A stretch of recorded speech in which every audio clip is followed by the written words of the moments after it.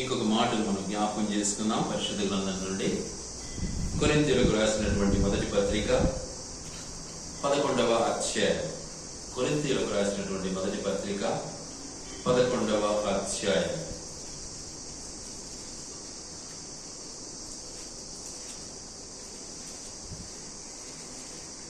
ఇరవై 28 నుంచి 32 వరకు మొదట చదువుతున్నాం. 28 నుండి. కాబట్టి ప్రతి మనుష్యుడు తన్ను తాను పరీక్షించుకొనవలెను. అలాగు చేసి ఆ రొట్టెను తిని ఆ పాత్రలోనిది త్రాగవలెను. ప్రభు శరీరమని వివేచింపక తిని త్రాగువాడు తనకు శిక్షావిధి కలుగుటకే తిని త్రాగుచున్నాడు. ఇందువలననే మీరు అనేకులు బలహీనులను రోగులనై ఉన్నారు. చాలా మందిని ఎదిరించుచున్నారు. అయితే మనలను మనమే విమర్శించుకునే ఎడల తీర్పు పొందక యుందము. మనము తీర్పు పొందిన ఎడల లోకంతో పాటు మనకు శిక్షావిధి కలగకున్నట్లు ప్రభు చేత శిక్షింపబడుచున్నాము. చూసారా, ప్రభు చేత మనము శిక్షణ పొందుతున్నాం. శిక్షణ పడుతున్నామంటే పనిష్మెంట్ కాదు,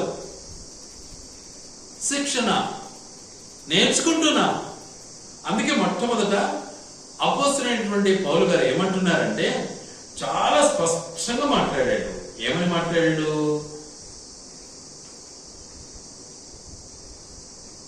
22వ వచనంలో మాట్లాడాడు. చూద్దాం ఆ మాటను. అన్నపానములు పుచ్చుకొనుటకు మీకు ఇండ్లు లేవా? దేవుని సంఘమును తిరస్కరించి పేదలను సిగ్గుపరచుదురా? మీతో ఏమి చెప్పుదును? దీనిని గురించి మిమ్మల్ని మెచ్చుదునా? మెచ్చను. ఇప్పుడు 23. నేను మీకు అప్పగించిన దానిని ప్రభు వలన పొందితిని. ప్రభు అయిన యేసు తాను అప్పగింపబడిన రాత్రి. ఈ పని నాకై నేను చేయలే, నా ఇష్టానుసారంగా నేను చేయలే. ఏం చేశాడు? యేసు ప్రభు నాకు ఈ పని ఇచ్చాడు. నేను మీకు అప్పగించిన ఈ పని ప్రభు వలన పొందాను. యేసుక్రీస్తు ప్రభు నాకు అప్పగించిన పని ఇది, మీకు అప్పగిస్తున్నాను అంటున్నాడు. మనం అదే నేర్చుకోవాలి, కానీ మన సొంతంగా అప్పగించేది ఎంత మాత్రం ఇష్టం లేదు దేవునికి. కాబట్టి ఆయన ఇచ్చిన పనిని మనం నెరవేరుస్తూ ఇతరులకు ఏం చేయాలి? శిక్షణ కల్పించాలి, నేర్పించాలి. ఇది వాక్యానుసారమైన జీవితం. కాబట్టి ఈ మాటలు చాలా స్పష్టంగా ఉంటాయి పరిశుద్ధ గ్రంథంలో. ఎందుకు అంటే దేవుని యొక్క ఉద్దేశం చాలా గొప్పది, ఆయన ఆలోచన చాలా గొప్పది మానవుని పట్ల. ఏంటిది ఆయన ఆలోచన? యాక్చువల్లీ ఎలాంటిది ఆయన ఆలోచన అంటే, మొదటి ఆదికాండము మొదటి అధ్యాయంలోనే ఒక మాట ఉంది. అక్కడ చూద్దాం ఆ మాటను ఒక్కసారి. ఏంటిది ఆయన గొప్ప ఆలోచన?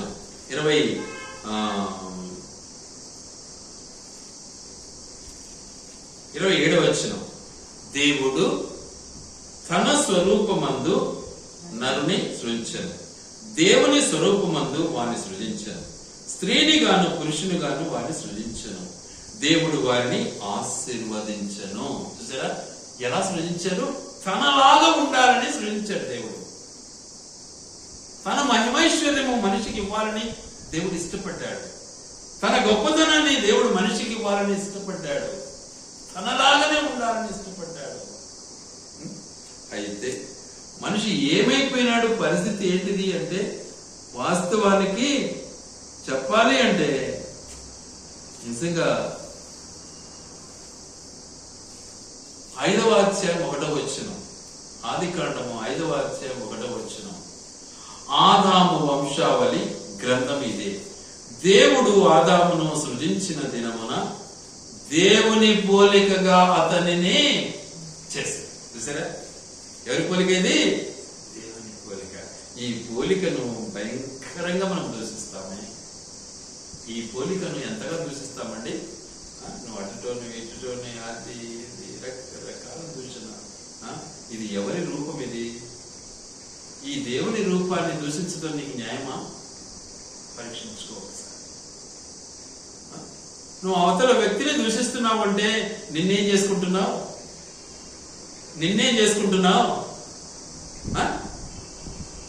ఆ దూషింపబడే ఆ వ్యక్తి ఎవరు? దేవుని రూపం. మరి నిన్నేం చేసుకుంటున్నావు? దేవుడు నిన్ను దూషించాడా? లేదే. మరి నీ పరిస్థితి ఏంటి? నిన్ను నువ్వు ప్రశ్నించుకోవా? నిన్ను నువ్వు పరీక్షించుకోవా?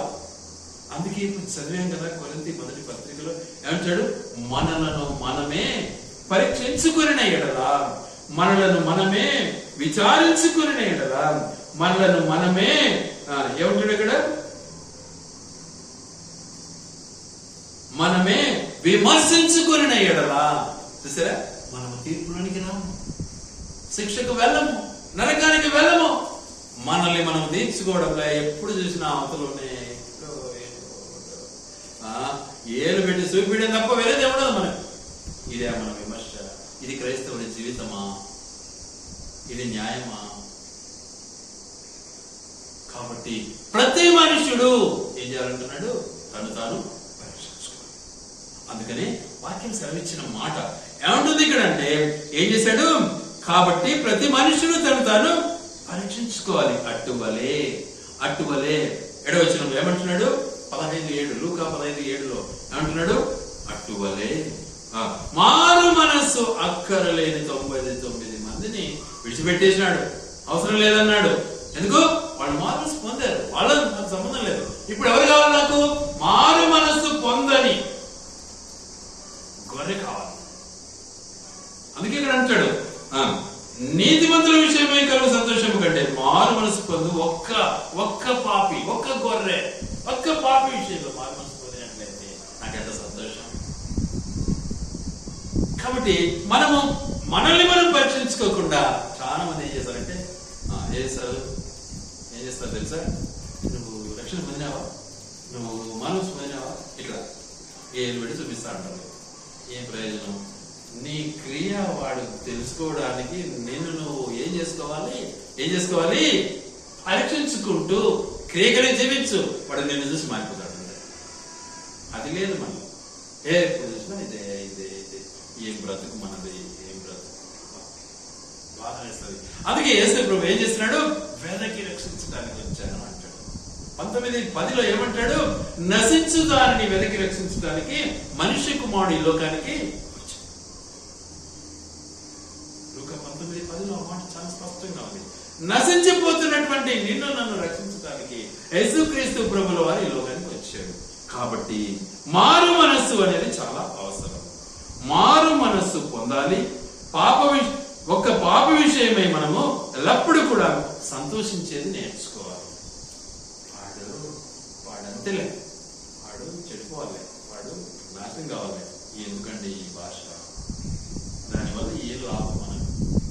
ఏం ప్రయోజనం మనకు తగలదా? అది మనకు రాదా? మనం మాట్లాడే మాట మనకు రాదా? ఆలోచించాలి ఒకసారి. ఆ మాటను ఏం చేస్తున్నాయి? 3,000 వింటున్నాయి, 3 వింటున్నారు. ఎవరెవరు? తండ్రి, కుమారుడు, పరిశుద్ధాత్మ దేవుడు వింటున్నారు. నీలో ఎవరున్నారు? దేవుని ఆత్మ ఉంది. నువ్వు మాట్లాడే మాట, ప్రతి మాట దేవుడు ఆలోచిస్తూనే ఉన్నాడు. మర్చిపోతారు ప్రజలు, మర్చిపోయి ఇష్టానుసారంగా మాట్లాడి దానివల్ల మనకేం లాభం?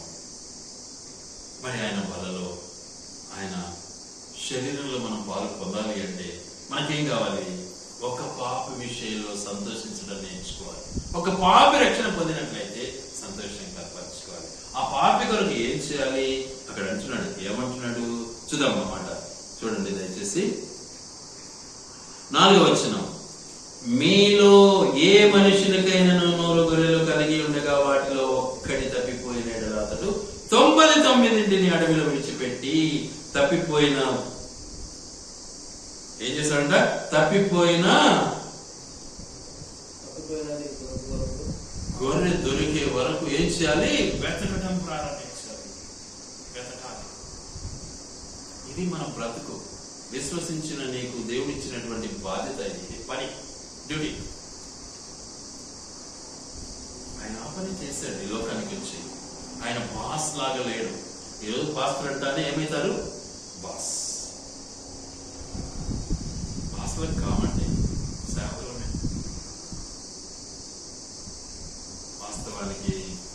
పాస్టర్ గారు అదే నేర్పించారు. మనం సేవకులు, మనం వీఆర్ నాట్ బాస్. సేవకుడు అంటే అర్థం ఏంటి? కూలీనాలి కూడా ఆశించేవాడు కాడు అని అర్థం.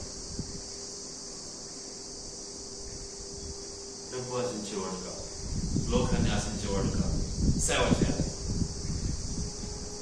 కానీ ఇప్పుడు ఇట్లున్నారు సేవకులంతా హీరోలాగా అయిపోయినారు. హీరోలంతా చాలా మంది సేవ ధర్మాన్ని మర్చిపోతున్నారు. ఏ ధర్మం వచ్చింది ఇప్పుడు? బాసిజం వచ్చింది.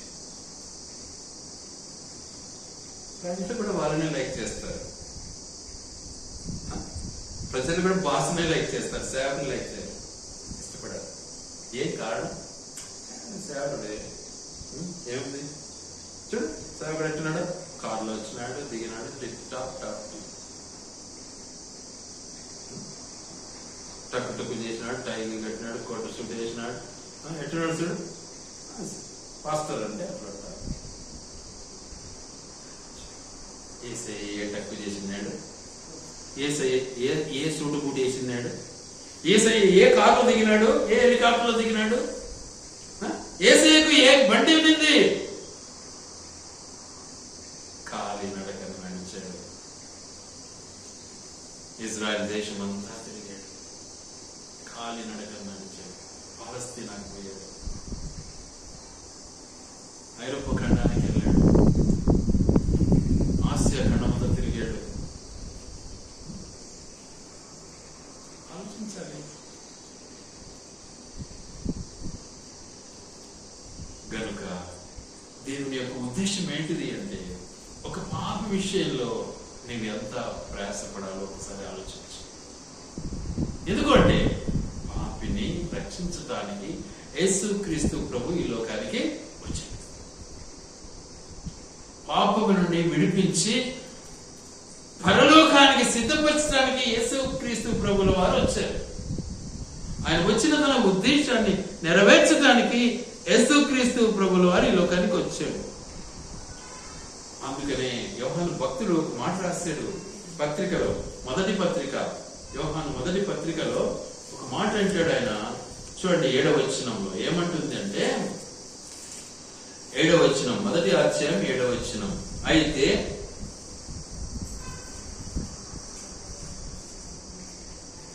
సరే కంటిన్యూ చేద్దాం. అయితే ఆయన వెలుగులోనున్న ప్రకారము మనమును వెలుగులో నడిచిన ఎడలా మనము అన్యోన్య సహవాసము గలవారమై ఎదుము. అప్పుడు ఆయన కుమారుడైన యేసు రక్తము ప్రతి పాపము నుండి మనలను పవిత్రుడుగా చేయు. చూసారా ఏంటండి రక్తం? ఎవరిది? యేసు ప్రభు రక్తం. ఆయన ప్రాణం ఇచ్చాడు, రక్తం కార్చాడు ఒక పాపి కోసం. మరి నమ్ముకున్న నీవు ఏం చేస్తున్నావు? నమ్ముకున్న నీవు ఏం చేస్తున్నావు? ఆ పని చేయాలి. అక్కడ ఉంది, ఆ పైన ఆ మాట ఉంది. ఆయన ఏమన్నాడు? వెలుగులో. ఆయన చూద్దాం, మరొకసారి జ్ఞాపకం చేస్తాను ఆ మాటను.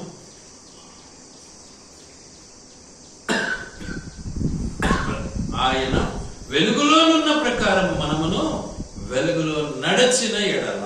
చూసారా, నడక కావాలి. ఎక్కడ కావాలి? వెలుగులో కావాలి. ఆయన ఎక్కడ నడిచాడు? వెలుగులో నడిచాడు. చీకటి పారిపోతా వచ్చింది. నువ్వు చీకటిలో నడుస్తున్నావా, వెలుగులో నడుస్తున్నావా? సరే ఆలోచించు. ఇదే మనకు పరీక్ష. నువ్వు వెలుగులో నడుస్తున్నావా లేదా చీకటిలో నడుస్తున్నావా? మనోడు ఒకడు ఏం చేసినాడు? చీకటిని కొనుక్కున్నాడు. ఎక్కడి నుంచి వచ్చాడు? ఎక్కడి నుంచి వచ్చాడు చెప్పాలి అంటే, ఆయన వచ్చిన తన యొక్క స్థలం ఎక్కడుంది అంటే బైబిల్లో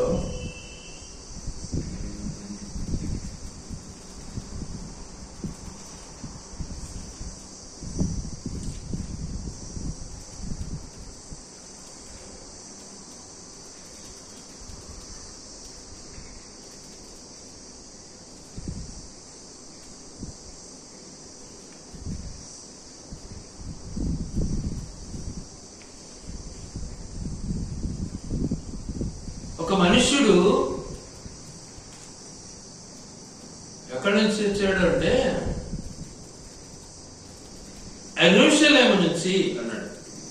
నుంచి యెరూషలేము నుంచి యెరికోకు, యెరూషలేము నుండి యెరికోకు ఏమయ్యాడు? దిగడం ప్రారంభించాడు. దిగాడు. యెరూషలేము నుంచి యెరికోకు దిగాడు. అయితే యెరికోకు ఎందుకు వచ్చాడు?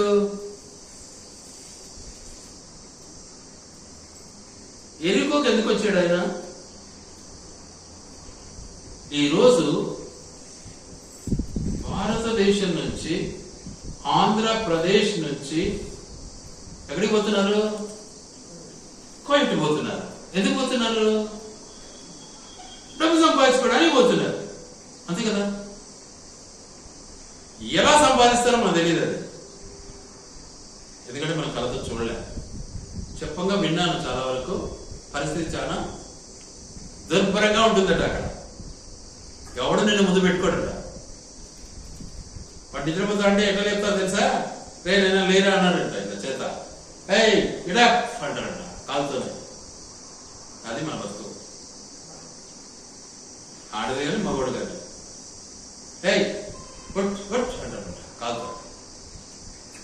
ఏం ప్రయోజనం? పోనీలే. పోయినారు దేనికోసం?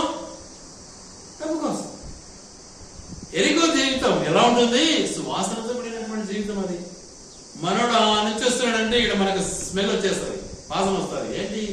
కొట్టింటాడు బాగా స్ప్రే. అయితే ఎక్కడి నుంచి వచ్చాడు? యెరూషలేము నుంచి. దేవుని బిడ్డగా ఉన్నాడు. యెరూషలేమును విడిచిపెట్టి యెరికోకు బయలుదేరడం ప్రారంభించాడు. మార్గ మధ్యలో ఏమైపోయినారు? కొంతమంది బాంబే నుంచి ఎన్నిక వస్తారు, కొంతమంది చెన్నై నుంచి ఎన్నిక వస్తారు, కొంతమంది హైదరాబాద్ నుంచి ఎన్నిక వస్తారు. ఎంతో మంది నేను చూశాను కళ్ళతో. వాళ్ళ బాధలు విన్నాను. అడుక్కుంటూ వస్తారు, అడక్క తింటా వస్తారు. ఏమి అడిగి పోతానే దొంగలు ఏం చేస్తారు? దోచుకుంటారు.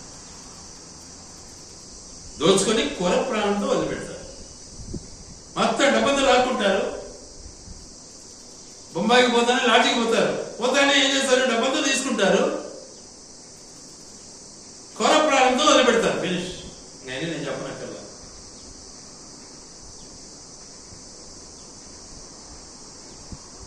ఇక చూడు వాళ్ళ బ్రతుకు ఎలా. ట్రైన్లు ఎక్కితే దొంగ, బస్సులు ఎక్కితే ఎక్కడేడెవడో టికెట్ లేకుండా ఇంకెట్లు వస్తారు వాళ్ళు? ఇంకా ఊరు రంబడి అడక తింటా. ఎన్ని జతలు గుడ్డలు ఉంటాయి?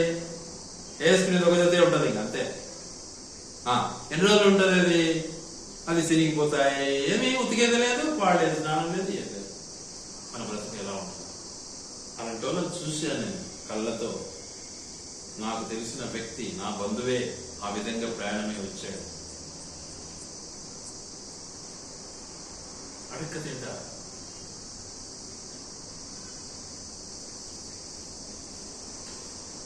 మరి ఏమైపోయింది పరిస్థితి? ఘోర ప్రాణముతో విడవబడ్డాడు. ఇక అప్పుడు ఏ పరిసయుడు గాని, ఏ శాస్త్రుడు గాని చూసి ఏం చేస్తారు? ఎవడో బాగా కొట్టిపోయినారే, పానం పోయినట్టు చూస్తా అంటే అని వెళ్ళిపోతారు. చూసి అంతే. ఫైనల్ గా వచ్చాడు ఎవరు? సమరయుడు. యేసు ప్రభుని ఏమన్నారు ప్రజలు, యూదులు? నీవు సమరయుడు అన్నారు. అన్నంత మాత్రాన యేసు ప్రభుకు కోపం రాలే, యేసు ప్రభు రియాక్షన్ కాలే. మనల్ని ఒక మాట అంటానే మనం ఏం చేస్తాము? ఎక్కిరిపోతాం పైకి. నన్నంటావా అని. మనలో ఉండే గొప్పతనం అది. మనం అసలు వినం, ఒక మాట పడం అసలు. కానీ యేసు ప్రభు వెళ్ళాడు. సమరయుడు వెళ్ళాడు. ఏం చేశాడు? తన బట్టను తీసి చింపి శుభ్రం చేసి ద్రాక్షతో గాయాలన్నీ కట్టి ఏం చేశాడు? ఊటకుళ్ళ ఇంటికి తీసుకెళ్తాడు. మళ్ళీ మరి ఆయన అవసరంగా నువ్వు యెరూషలేము విడిచిపెట్టిపోతావు కదా. యెరూషలేములో నీకు భోజనం పెట్టరా? యెరూషలేములో నీకు బట్టివరా? యెరూషలేము నీ గాయాలు కట్టరా? నేర్పించాడు. యెరూషలేము నీకు స్వస్థత స్థలం కాదా? యెరూషలేము నీకు జీవం పోయేదా? యెరూషలేము వదిలి పోవటం వల్ల ఏమైపోయినా నువ్వు? గాయాల పాలైపోయావు, రోగాల కష్టాల పాలైపోయావు, దొంగల పాలైపోయావు, హింసకుడు అయిపోయావు, దొంగవైపోయావు. ఏం ప్రయోజనం? ఏం ప్రయోజనం? కాబట్టి అలాంటి ఒక గొర్రెను, అలాంటి ఒక మనిషిని, అలాంటి ఒక పాపిని రక్షించాలని ఇష్టపడుతూ ఉన్నాడు దేవుడు. మనల్ని వెనక్కి రక్షించాలి. మనం నిజంగా ఆంధ్రప్రదేశ్లో ఉన్నాం, కడప జిల్లాలో ఉన్నామని ఆయనకు తెలుసు. కాబట్టి మన దగ్గరకు వచ్చాడు, మనకి రక్షణ ఇచ్చాడు. నా వలే నీవు వెలుగులో జీవించాలని కోరుకున్నట్టు అట్టి వెలుగు జీవితాన్ని మనం అనుభవించడంలోనే మనకు ధనిలం. వెలుగును మనం ఆశ్రయించకపోతే మనము దరిద్రులం. ఏమినాడు మనడు? పైనుంచి కిందికి దిగినాడు దేనికోసం? డబ్బు కోసం. ఏమినాడు? దరిద్రుడైపోయాడు. ఈరోజు నీ బ్రతికేంటి? చాలా మంది ఇక్కడి నుంచి వెళ్తారు, అక్కడ ఒకరు పోతారు, ఇద్దరు అయిపోతారు, అక్కడి నుంచి మళ్ళీ వస్తారు, ఇక్కడ ఇంకొకరితో అవసరం అయిపోతారు. రకరకాల జీవితాలన్నీ నాశనం అయిపోతాయి. మనుషులలో ప్రేమలు ఉండవు, ఆప్యాయతలు ఉండవు, సమాధానం ఉండదు, సంతోషంగా ఉండదు. ఏం ప్రయోజనం? కాబట్టి ఎరికోను జ్ఞాపకం చేసుకుంటావా? యెరూషలేము జ్ఞాపకం చేసుకుంటావా? ఏది కావాలి నీకు?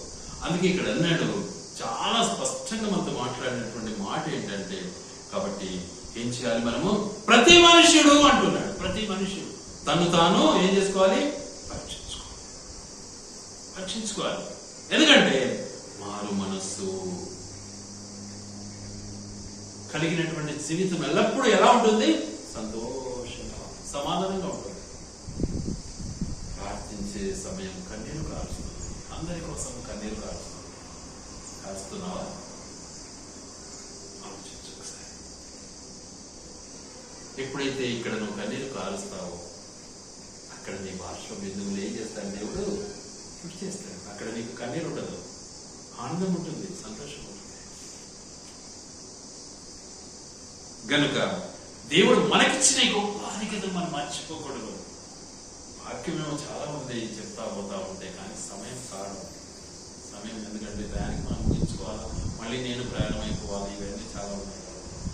కొంచెం షార్ట్ గా ముగించడానికి ప్రయాసపడుతూ ఉన్నా. గనుక నిజంగా దేవుని యొక్క ఉద్దేశం ఏంటిది, దేవుని యొక్క చిత్తం ఏంటిది మనం గ్రహించడం నేర్చుకోవాలి. అందుకే వాక్యం సెలవిస్తున్న మాట ఏమంటున్నాడు? మన యొక్క జీవిత విధానాన్ని మనం జ్ఞాపకం చేసుకున్నాం. ఒక్కసారి చూడండి దయచేసి. ప్రకటన గ్రంథం 12వ అధ్యాయం. ప్రకటన గ్రంథం 12వ అధ్యాయం. ప్రకటన గ్రంథం 12వ అధ్యాయం.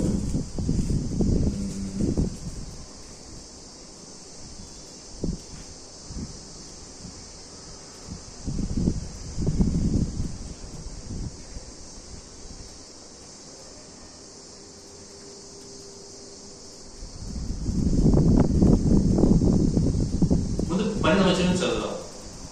అందుచేత పరలోకమా, పరలోక నివాసులారా ఉత్సహించుడి. భూమి సముద్రమా మీకు శ్రమ.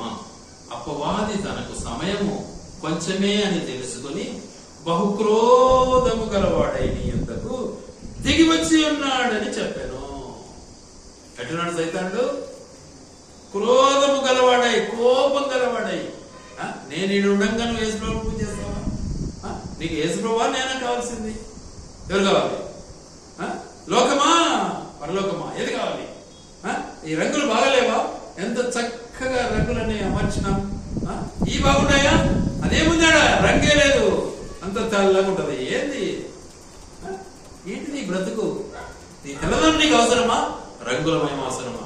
ఒకడంటాడు, అయ్యా ప్రభు ఏందయ్యా ఇప్పుడైనా ఒక విషయం ఇప్పుడు నేను బాగా ఏం కావాలంట ఒక విషయం బాగా సంతోషాన్ని అనుభవించాలంట. ఆ తర్వాత విశ్వలమైనాక ఏం కావాలంట? దేవుడు ఆనందం. చూడు ఏం బ్రతుకు. ఇది మన బ్రతుకు. కానీ యేసు ప్రభు ఎంత వయసుడు, ఎంత ముసలుడు, ఎంత వయసు కలిగిన వాడు? 30 సంవత్సరాల వరకు యేసు ప్రభు ఏం చేశాడు? తల్లి తండ్రికి లోబడి పనిచేశాడు. చూసుకోండి, 30వ ఏట యోహాను చేత యోర్దాను నదికి వెళ్లి బాప్తిజం తీసుకున్నాడు. బాప్తిజం తీసుకున్న తదుపరి ఏం చేశాడు? ఆయన కొండకి వెళ్ళాడు, ఉపవాసం ఉన్నాడు. ఆ తర్వాత ఏం చేశాడు? ఆయన సువార్త ప్రారంభించాడు. ప్రారంభించడానికి ముందు ఏం చేశాడు? 40 దినాలు ఉపవాసం ఉన్నాడు. సువార్త ప్రారంభించాడు. మరి నీ పని ఎంత వయసు? అది 30 సంవత్సరాల వయసు. అంటే ముసలోడా? అంటే సన్నమిలోడా? మరి ఎంత యవ్వనం? మరి నీ బ్రతికేంటి? నువ్వెలా ఉన్నావు? 30 ఏళ్లలో చాలా బిజీగా ఉన్నాను నేను. చాలా పని ఉంది. ఏంది అసలు ఆదివారం అసలు టైం దొరకడంగా. గుడికి రావాలంటే నాకు టైం లేదు. ఎంత బిజీ మనుషులు అయిపోయినారు.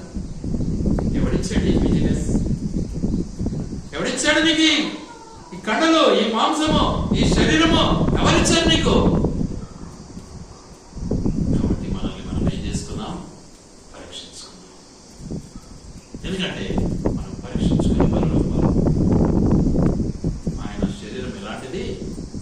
పరిశుద్ధమైనది. అందుకే ఆయన అంటాడు, పేతురు భక్తుడు మాట అంటాడు, నేను పరిశుద్ధులను కనుక మీరును పరిశుద్ధులై యుండుడి అని పేతురు భక్తుడు రాశాడు. అది ఎక్కడి నుంచి తీసి రాశాడంటే లేవీకాండం 11వ అధ్యాయం 44వ వచనంలో మాట. అక్కడి నుంచి తీశాడు. ఇట్లా అంటున్నాడు దేవుడు అని మనకు నిరూపించాడు, రుజుపరిచాడు. కాబట్టి పరిశుద్ధతను మనం అపేక్షించే వారముగా, జీవిత పయనంలో ప్రభువును కలిగిన వారముగా, నిజంగా ఆ వెలుతురును మనము ఆస్వాదించే వారముగా, ఒక పాపిని రక్షించే వారముగా, పాపి కొరకు కన్నీరు విడిచి ప్రార్థించే వారముగా మన బ్రతుకును మనము సరిచేస్తాం. అప్పుడే ఆయన శరీరంలో పాలివారం అవుతాం. ఆయన చేసిన పని అది. మనం ఆ పని చేస్తే ఆయన శరీరంతో ఏమైపోతాం? మనము ఏకమైపోతాం, క్రియ కలిగినటువంటి వారం అవుతాం. అలా మనం లేకుండా నా ఇంట్లో నేనే ఉంటాను, నాకెందుకులే, అయిపోయింది, నేను నమ్మినాను, నీళ్ళలో మునిగినాను, తేలినాను, ఇంక అయిపోయింది, నేను పోతాను పైకి అనుకుంటావు. పోలేవు, గ్యారంటీ ఇస్తా. నీకు ఎన్ని రెఫరెన్స్లు కావాలంటే కోట్ చేసి ఇస్తా, పోలేవని. ఎందుకంటే మనము అంతము వరకు ఏం కావాలంట? అంతము వరకు సహనం కలిగి, ఎన్ని కష్టాలు వచ్చినా, ఎన్ని ఇబ్బందులు వచ్చినా, ఎన్ని ప్రాణ సంకటాలు వచ్చినా, ఎన్ని విరోధాలు మనకు సంభవించినా ఏం కావాలి? మనలో అంతము వరకు సహనం కలిగి సహించిన వాడే. పరిశుద్ధత మాత్రం లేకుండా నీళ్ళలో మునిగినంత మాత్రాన దేవుని దగ్గరికి పోడు. అందుకే ఎబ్రీయులు రాస్తాడు, పరిశుద్ధత లేకుండా దేవుని ఎవడు కూడా చూడలేడు. 6వ అధ్యాయంలో ఇవన్నీ కూడా చదువుతాము, గ్రహించాలి, చదువుతాము, అనుసరించాలి, చదువుతున్నాము, క్రియలో మార్చుకోవాలి.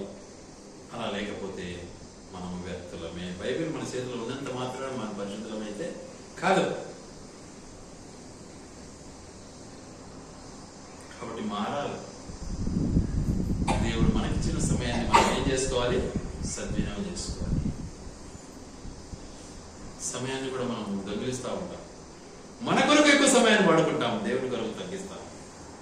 చూసుకోండి, ఒకసారి ఆలోచించండి, ఆ పని చేస్తున్నామా లేదా? చిన్న ఉదాహరణ చెప్తారు. దేవునికి ఎక్కువ సమయం ఇస్తున్నామా? మన కొరకు మనం ఎక్కువ సమయం తీసుకుంటున్నామా? మీకు మీరే ప్రశ్నించుకోండి.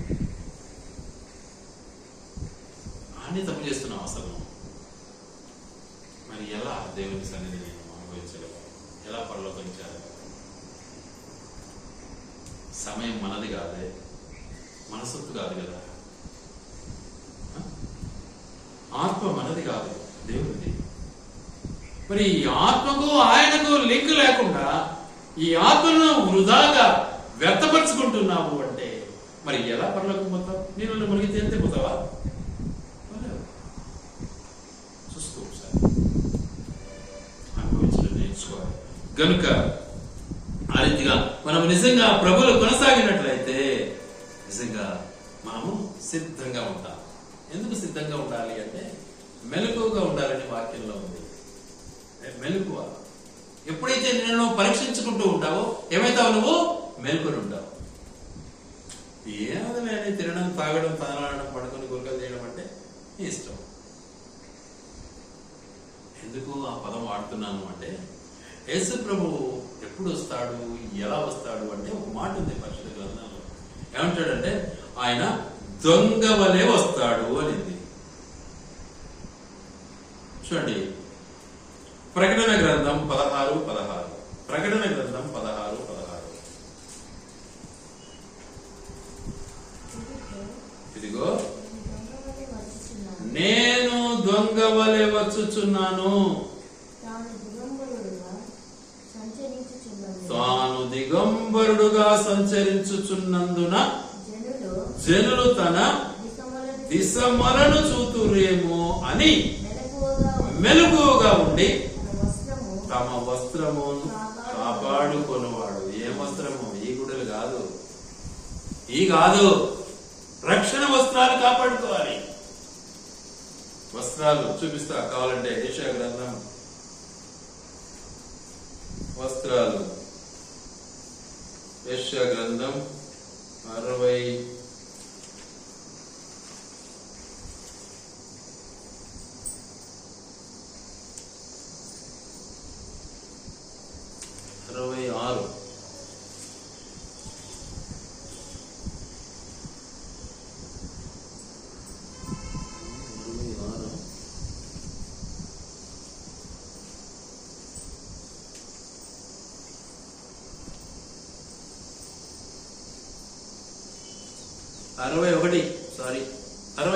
యెషయా గ్రంథం 61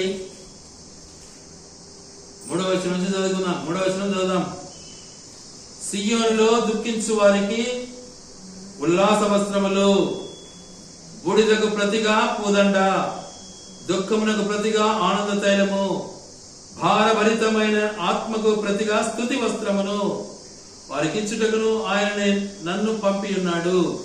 యెహోవా తన్ను మహిమపరచుకున్నట్లు నీతి అను మస్తకి వృక్షములనియు యెహోవా నాటిన చెట్లనియు వారికి పేరు పెట్టబడును. ఇంకా ఉన్నాయి వస్త్రాలు.